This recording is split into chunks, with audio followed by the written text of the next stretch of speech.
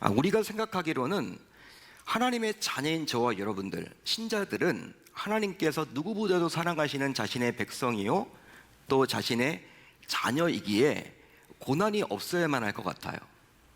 자기 자녀가 잘 되기를 원하지 잘못되기를 원하는 부모가 어디 있습니까? 따라서 이런 관점으로 보게 되면 우리들은 고난 없이 삶을 살아가야 할 듯 보입니다.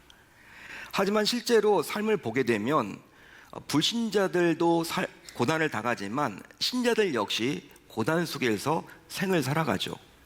아니, 불신자들이 겪지 않는 그러한 고난도 신자이기 때문에 당하기도 합니다. 그렇지만 주님을 믿는 우리 신자들은요, 분명히 기억해야만 하는 것이 있어요. 그것이 바로 무엇이냐면, 우리 신자들이 만나는 고난은 대부분 인과응보가 아니라 섭리적 고난이라는 사실이에요. 섭리적 고난이다. 자, 그러기에 우리 신자들은 고난 때문에 라는 피해의식으로 인생을 살아가는 대신에 고난 덕분에 라는 승리의식으로 살아가야만 하는 것이죠. 여러분, 대표적으로 그렇게 살았던 인물이 바로 사도 바울입니다. 바울 사도는 고린도후서 12장에서 역설적인 고백을 해주고 있습니다. 어떤 간증을 해주고 있냐면, 바로 자신의 약함 덕분에, 바로 자신의 가시 덕분에 오히려 하나님의 능력을 크게 체험했다라고 고백해요. 우리들 같으면 고난 때문에, 약함 때문에, 이 약함이 원수야, 가시 때문에 불평불만을 할 텐데, 사도 바울은 오히려 약함 덕분에, 가시 덕분에 하나님의 놀라운 큰 능력을 체험하게 되었다라고 고백을 합니다. 따라서 신자인 우리 모두 불신자와 달리 고난을 대하는 자세가 분명히 달라야만 하는 것이죠. 이유가 있다면 내가 당하고 있는 고난을 우리 주님이 결단코 모르지 않기 때문입니다. 그뿐 아니라 주님께서 나에게 고난을 주사 나를 연단해 나가시기 때문이죠. 혹시 여러분들은 독수리에 대해서 잘 아십니까? 독수리는 하늘의 제왕이죠. 여러분, 독수리는요, 하늘의 제왕입니다. 근데 이 독수리는요, 평균 수명이 40년이라 그래요. 40살이랍니다, 이 독수리가. 하지만 잘만 관리하면 30년을 더 살아서 무려 70년까지 살아가기도 한다는 거예요. 이게 독수리랍니다. 평균적으로 40년을 사는데 잘만 관리하면 30년을 더 살아서 70년을 살아갈 수도 있다는 거예요. 실제 독수리가 40년 정도 살게 되면요, 더 이상 사냥을 할 수 없을 정도로 발톱은 무뎌져요. 그뿐 아니라 날개는 무거워지고요, 부리는 먹이를 먹을 수 없을 정도로 꼬부라져서 결국은 생존하기 힘들게 된다는 것이죠. 그래서 죽는 거예요. 그런 상황 속에서 소수의 일부의 독수리들은 꼬부라져 쓸모가 없게 된 부리를 바위에 찍어가지고 부리를 일부러 없앤답니다. 새로운 부리가 날 때까지 잘 기다렸다가 이제 새로운 부리를 가지고 자신의 발톱을 하나씩 뽑아낸대요. 그리고 여러분, 날개의 깃털도 뽑아낸답니다. 그 기간이 무려 약 6개월 정도나 소요가 된다는 거예요. 물론 이 6개월의 과정은요, 짐승인 독수리 스스로도 견디기가 너무나 힘들다라는 것이죠. 여러분도 한번 생각을 해보세요. 신경은 다 살아있는데 여러분, 부리를 없앤다고 바위에 여러분 부닥쳐가지고 여러분 이렇게 부리를 없앤 피가 여러분 날 거 아니에요. 얼마나 여러분 아플까요? 부리가 여러분들 생성되면요, 자기 발톱을 뜯어냅니다. 자기 깃털을 뜯어냅니다. 피가 나오지 않을까요? 여러분, 맨정신으로는 할 수가 없는 거죠. 아무리 짐승이라도 하지만 짐승도 아프죠. 여러분, 통증을 느끼겠죠. 웬만해서는요, 견디질 못해요. 하지만 이런 인고의 기간을 이겨낸 소수의 독수리들은 새 부리와 새 발톱 그리고 새 깃털로 무려 30년이란 또 한 번의 생애를 멋지게 살아가는 경우도 있다는 거예요. 근데 많진 않대요. 소수랍니다. 왜?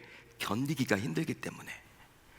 따라서 우리 신자들도 인생에서 고난을 만나게 되더라도 그 고난을 통해서 주어질 축복을 기대할 수 있기에 고난이 독이 아니라 득이라고 감히 말할 수 있어야 할 줄로 믿습니다. 하지만 막상 어려움을 당하게 되면요, 너무나 감당하기 힘들고 고통스럽기에 우리는 종종 누군가를 향해서 내 마음을 좀 알아봐 주세요, 내 심정을 좀 알아주세요 라고 외친다라는 거예요. 왜? 너무 힘들기 때문에. 내 말을 좀 귀를 기울여서 내 말을 좀 들어주세요, 내 심정을 좀 알아봐 주세요, 이렇게 말을 한다라는 거예요. 너무나 힘들다 보니까. 실제로 너무 힘들기에 그런 말을 내뱉는 거죠. 여러분, 힘들지 않은데 그렇게 말할 리는 없습니다. 귀를 열어서 내 말을 좀 들어줘, 내 심정을 좀 알아줘. 그런 말은요, 아무나 할 수 있는 게 아니죠. 고통스러울 때 하는 겁니다. 고난이 너무나 감당하기 힘들 때 할 수 있는 거죠. 그리함으로 자신의 심정과 사정을 어느 누군가가 알아주어서 조금이라도 위로받고자 그리 말하는 거예요. 자, 그래서일까요? 오늘 말씀을 보게 되면 시인인 다윗도 다음과 같이 고백을 합니다. 자, 1절을 볼까요? 이런 고백을 하죠. 여호와여, 나의 말에 귀를 기울이사 나의 심정을 헤아려 주소서. 자, 이 구절을 통해서 알 수 있는 것은 지금 다윗 역시 무언가 어려움 속에 있다는 거예요. 물론 그가 무슨 이유로 어려움을 당하게 된 것인지 성경은 말해주고 있지 않기 때문에 정확하게 그것이 무엇인지 알 수는 없지만, 분명한 것은 내 말에 좀 귀를 기울여 주십시오, 내 심정을 좀 알아주세요 라고 다윗 역시 이렇게 고백하고 있음을 통해서 다윗이 지금 현재 당시 어려움 속에 있었음을 알 수가 있는 것이죠. 감당하기 힘든 어려움. 자, 이제 2절을 볼까요? 2절은 이렇게 다윗도 고백합니다. 나의 왕, 나의 하나님이여, 내가 부르짖는 소리를 들으소서. 내가 주께 기도하나이다. 자, 이 구절에 따르면 다윗은 자신이 겪는 어려움 때문에 주님께 부르짖고 있습니다. 부르짖는 소리를 들으소서. 부르짖고 있다라는 거예요, 주님께. 그런데 이 구절에서 볼 수 있는 부르짖다라는 말은 소리를 지르며 울부짖는 거예요. 소리를 지르며 울부짖는 거예요. 어떤 예가 좋을까요? 어떤 부모가 자신의 사랑하는 아직 어린 자녀를 어떤 사고로 잃었어요. 갑자기 잃은 거예요, 사고로. 여러분, 그렇게 되면요, 그 부모는요, 난리가 나는 거죠. 이거 제정신이 아니죠, 여러분. 이건 여러분 감당할 수 없는 고난이죠. 사랑하는 자녀를 여러분 갑작스럽게 마주친 그 사고로 잃게 되었으니 하늘을 쳐다보면서 통곡하는 겁니다. 부르짖는 겁니다. 하늘을 향해서 여러분 외치는 겁니다. 어떻게 나에게 이럴 수가 있냐고, 어떻게 나에게 이런 어려움이 닥칠 수가 있냐고. 이게 바로 오늘 말씀에 나와 있는 부르짖는 거예요. 여러분, 부르짖는 것은요, 보통의 고난이 아님을 우리가 알 수 있는 단어죠. 다윗이 지금 부르짖고 있다는 거예요. 보통의 어려운 문제가 아니야. 스스로의 힘으로는 감당하기 힘든 지금 어려움 속에 있다는 것입니다. 따라서 지금 다윗이 얼마나 고통스러우면 우리 주님께 울부짖으며 자신의 소리를 들어달라고 하소연을 하겠습니까? 한번 여러분들이 다윗의 심정에 한번 대어보세요. 자, 그러기에 오늘 우리가 살펴볼 이 시편 5편은 이런 힘들고 어려운 일을 당했지만 어떻게 다윗이 그 위기를 이겨내어서 결과적으로 주님을 찬양할 수 있게 되었는지 그것을 다루어주고 있습니다. 시편 5편을 1절부터 쭉 읽어 내려가면요, 처음에는 무거워요. 막 울부짖죠, 부르짖죠. 다윗의 아픔이 여러분 막 느껴져요. 전율이 느껴져요. 정말 얼마나 힘들면 이럴까. 여러분, 끝으로 갈수록 나중에 기쁨이 나타납니다. 다윗의 얼굴에 기쁨이 있고요, 막 즐거움이 나타나요. 그 기쁨과 즐거움도 여러분 단순히 그냥 순간적인 기쁨과 즐거움이 아니라 영원한 기쁨과 즐거움이라고 하나님을 찬양하게 이르는다는 거예요. 즉, 다윗은 자신의 고통과 괴로움이 너무나도 힘들었기에 주님께 나아가서 부르짖으며 자신의 심정을 주님이 알아주기를 고대했는데, 정말 놀랍게도 우리 주님께서 친히 문제를 해결해 주셨다는 거예요. 그 내용이 바로 시편 5편의 내용입니다. 그래서 다윗은 너무나도 기쁘고 감사한 나머지 이 시편 5편을 기록함으로 후대를 살아가는 신자인 저와 여러분들에게도 동일하게 도전 주고 있는 거예요. 야, 너도 지금 힘들다며, 어렵다며, 내가 하는 대로 한번 해봐. 나는 이런 방법을 통해서 이 위기를 이겨냈어. 나도 너무나 힘들어서 처음에 하나님께 부르짖었어. 너무나 하나님께 항변했어. 너무나 말이 나오지 않았어. 기도조차도 할 수 없었어. 그런 상황이었지만 하나님께서, 내가 이런 방법을 통해서 하나님을 만났고 결과적으로 하나님께서 내 문제를 해결해서 하나님이 나에게 기쁨을 주셨어. 즐거움을 주셨어. 할렐루야. 지금 우리들에게 그 얘기를 해주고 있는 거예요. 그런즉 시편 5편은요 일종의 찬양시라고 말할 수 있습니다. 자, 그렇다면 다윗은 울부짖을 만큼 심각한 어려움을 과연 어떻게 해결받을 수 있었을까요? 오늘 말씀 11절을 보면 답이 나옵니다. 우리 11절을 한번 같이 읽어봅니다. 11절 시작. 그러나 주께 피하는 모든 사람은 다 기뻐하며 주의 보호로 말미암아 영원히 기뻐 외치고 주의 이름을 사랑하는 자들은 주를 즐거워하리이다. 아멘.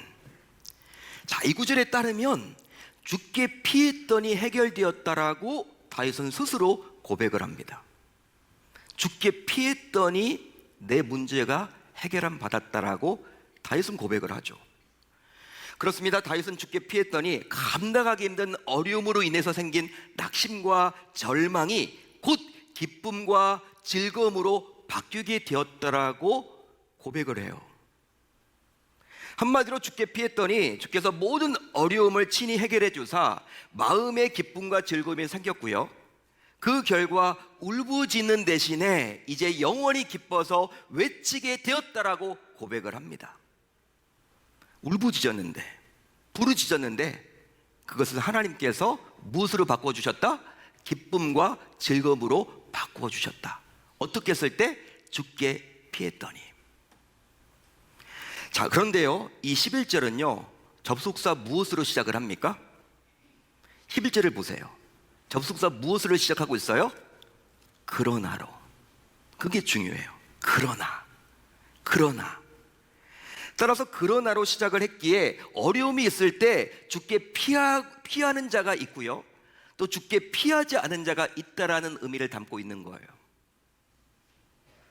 즉 주님을 믿는 신자라면서도 당면한 어려움 속에서 주께 피하는 부류가 있고 반면에 끝까지 주께 피하지 못하는 자가 있다라는 거예요. 그러기에 신자라면 아무리 힘들고 어려운 문제를 만나더라도 그러나 주께 반드시 피해야 할 줄로 믿습니다. 그러나 주께 피해야 한다라는 거예요. 왜냐하면 그렇게 할 때 완전히 다른 결과를 맛볼 수 있기 때문입니다. 그런즉 이제 우리 모두 설령 감당하기 힘든 고통 속에 있더라도 주께 피하는 은혜가 임할 수 있어야 할 줄로 믿습니다. 자, 그렇다면 주께 피한다라는 말은 과연 무슨 의미를 담고 있는 것일까요? 어떤 의미일까요? 그리고 혹시 여러분들은 어려움을 만났을 때 실질적으로 주께 피해본 경험이 있으십니까? 경험이 있으세요? 여러분, 그러면 주께 피한다라는 말은 과연 무슨 의미일까요? 어떤 의미일까요? 지난주에 참으로 비가 오락가락 내렸던 것 같아요. 우산을 들고 다니기도, 그렇다고 안 들고 다니기에도 애매한 오락가락 비. 이쪽은 비가 오는데 같은 서울인데도 반대편은 비도 안 오고. 희한하죠, 여러분? 여러분, 아마 이 비로 인해서, 오락가락 비로 인해서 여러분들도 난감한 일을 좀 당하셨을 것 같은데요, 저 역시 지난 목요일 밤에 비 예보가 없더라고요. 요즘에 1시간마다 여러분 비 예보 우리가 볼 수 있잖아요. 앱을 통해서, 날씨 앱을 통해서, 스마트폰을 통해서. 근데 여러분, 목요일 날 이렇게 밤에 저녁 늦게 비 예보가 없더라고요. 제 핸드폰에는 없었어요. 그래가지고 운동이나 한번 가자, 산책을 나갔습니다. 나가서 여러분 운동을 걷고 있는데 비가 쏟아지는 거 있죠. 요즘 비가 여러분 보통 쏟아지는 게 아니잖아. 예고도 없이 그냥 보통 쏟아지는 게 아니야. 막 퍼붓는 거야. 운동을 계속 해야 돼, 말아야 돼. 애매하게 되는 거 있죠, 여러분. 난감하더라고요. 이거 어떻게 해야 돼? 집에 가지도 못하고, 그렇다고 운동하기도 그렇고. 그러면서 어떤 마음을 들었냐면, 가지게 됐냐면, 자그마한 우산이라도 가지고 나올 걸. 운동하는데 귀찮아서 그냥 나왔는데, 운동하기 위해 나왔으면 뭐라도 들고 나와도 되잖아요. 운동하기 나왔으니까. 작은 우산이라도 가지고 나올 걸 하는 후회감이 들더라고요. 여러분, 그 이유가 뭡니까? 아무리 비가 오더라도 우산만 있으면 비를 피할 수 있기 때문이에요. 그런즉 여기서 주께 피한다라는 말은요, 다른 의미가 아니라 주님의 우산 속으로 들어간다라는 말입니다. 주님의 우산 속으로 들어간다. 주께 피한다라는 것 애매하잖아요. 여러분, 이렇게 주님의 우산 속으로 들어간다, 이 표현일 것 같아요. 즉, 위기가 찾아왔을 때 주님의 우산 속으로 들어가는 것이 바로 주께 피하는 것입니다. 실제로 다윗은 감당하기 힘든 여러 문제와 시련과 고통의 시간에 모든 것을 해결해 주시는 우리 주님께 전적으로 맡기며 그분의 우산 속으로 들어감으로 결국 주님께서 베풀어 주시는 놀라운 은혜를 누리게 되었습니다. 할렐루야, 할렐루야. 따라서 우리 주님은 고난을 만난 인생이 피할 유일한 우산이에요. 그러기에 그 주님의 우산 속으로 들어간 자는 어떤 문제라도 능히 해결받아서 결국 기쁨으로 살아가게 되어 있습니다. 여러분, 믿으시면 아멘, 동의가 되시면 아멘. 실제로 이런 영적 원리를 잘 알았던 것일까요, 다윗은? 놀랍습니다. 다윗은요, 주님의 우산 속에서 하루하루를 시작했습니다. 다윗은요, 주님의 우산 속에서 하루하루를 시작했어요. 즉, 다윗은 하루의 출발을 주님의 우산 안에서 시작한 거예요. 실제로 우리 모두 오늘 하루 과연 나 자신에게 어떤 일이 일어날지 전혀 알 수가 없습니다. 예상할 수가 없어요. 하루 동안 살아가면서 누구를 만날지도 몰라요. 어떤 일을 우리가 만나게 될지도 모른다라는 거예요. 전혀 예측이 안 되죠. 실제 요즘 하루가 멀다 하고 얼마나 여러분 도심에서 사건 사고가 많습니까? 흉악한 범죄가 얼마나 많은지 몰라요. 아니, 여러분, 이 수도 서울에서 이런 일이 벌어지고 있고 대도시에서 이런 일이 벌어지고 있어요. 다니기가 무섭대요. 여성분들 특별히 혼자 다니기가 겁이 난다, 이런 얘기 여러분 참 많이 듣죠.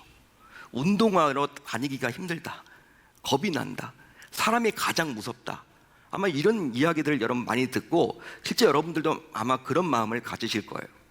어떤 일을 만날지 몰라요, 하루에. 자, 이런 사실을 모르지 않았던 다윗은요, 주님의 우산이 필요했던 것이죠. 그래서 이제 그는 하루의 시작을 기도로 시작했습니다. 즉, 주님의 우산인 기도로 하루를 출발했어요.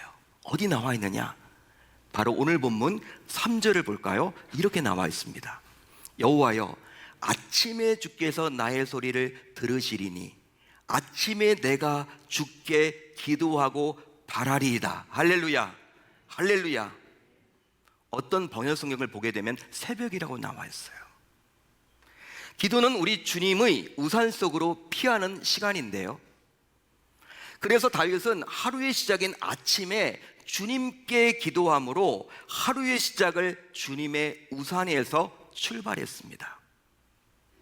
실제 다윗이 매일매일 쉼없이 그리할 수 있었던 이유는 바로 기도는 주님께 맡기는 시간이요, 그뿐 아니라 주님께서 자신에게 피하는 자를 위해서 일하는 시간임을 결코 모르지 않았기 때문입니다.